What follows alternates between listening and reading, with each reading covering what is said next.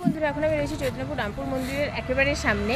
এই ভিডিওটা করার একটাই কারণ, আমি দুপুরবেলা ঘুমোচ্ছিলাম, ঘুম থেকে উঠেই প্রথমে ইনস্টাগ্রাম খুলি, যেখানে আইজি কৌশিক পেজ থেকে কৌশিক বর্মনের একটা ভিডিও দেখি, যেখানে ও একটা পোস্ট করেছিল, যেখানে দেওয়া ছিল যে ওর ফেসবুকে 40,000 ফলোয়ার্স কমপ্লিট হয়েছে। সেই জন্য ও 40 দিনের একটা চ্যালেঞ্জ নিয়েছে, যে 40 দিন বিভিন্ন জায়গায় বিভিন্ন গিফট ও লুকিয়ে রাখবে, সেটা মানুষদেরকে খুঁজে বের করতে হবে। তো ওর ফার্স্ট গিফট ছিল একটা চকলেট, যেটা ওই রামপুর মন্দিরের কাছেই লুকিয়ে রেখেছিল। এই যে হচ্ছে চকলেটটা।